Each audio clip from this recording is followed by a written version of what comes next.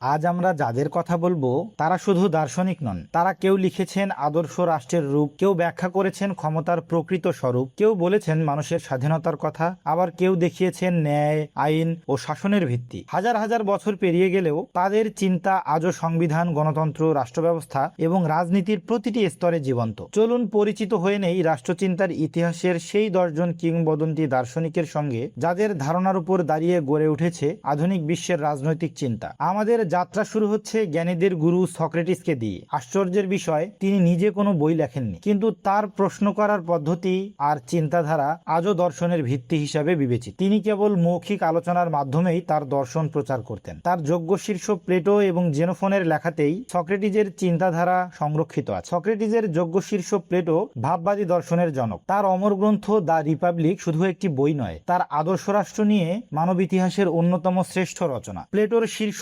এরিস্টটলকে বলা হয় রাষ্ট্রবিজ্ঞানের জনক। তার বিখ্যাত গ্রন্থ দ্য পলিটিক্স এ রাষ্ট্র, নাগরিক এবং শাসন ব্যবস্থা নিয়ে এমন বিশ্লেষণ রয়েছে যা আজও সমান প্রাসঙ্গিক। মধ্যযুগের শ্রেষ্ঠ খ্রিস্টীয় দার্শনিক সেন্ট টমাস অ্যাকুইনাস ধর্মীয় বিশ্বাস ও যুক্তির মধ্যে এক অসাধারণ সমন্বয় ঘটিয়েছেন। তার শ্রেষ্ঠ রচনা সুম্মা থিওলজিকা আজও ধর্মতত্ত্বের অন্যতম গুরুত্বপূর্ণ গ্রন্থ। আধুনিক রাষ্ট্রবিজ্ঞানের জনক নিকোলো ম্যাকিয়াভেলি রাজনীতিকে দেখিয়েছেন বাস্তবতার আলোকে। তার বিখ্যাত গ্রন্থ দ্য প্রিন্স ক্ষমতা, নেতৃত্ব এবং শাসন নিয়ে এক যুগান্তকারী আলোচনা। সামাজিক চুক্তিতত্ত্বের অন্যতম প্রবর্তক টমাস হবস বিশ্বাস করতেন শৃঙ্খলা ও নিরাপত্তার জন্য শক্তিশালী রাষ্ট্র অপরিহার্য। তার অমর গ্রন্থ লেভিয়াথান রাজনৈতিক দর্শনের ইতিহাসে একটি মাইল ফলক। উদারতাবাদের জনক জন লক ব্যক্তি স্বাধীনতা, প্রাকৃতিক অধিকার এবং জনগণের সম্মতির উপর ভিত্তি করে সরকার প্রতিষ্ঠার কথা বলেছেন। তাকে আধুনিক গণতন্ত্রের প্রবক্তা বলা হয়। তার বিখ্যাত গ্রন্থ টু ট্রিটিস অব গভর্নমেন্ট আধুনিক গণতন্ত্রের অন্যতম ভিত্তি। Jack Russo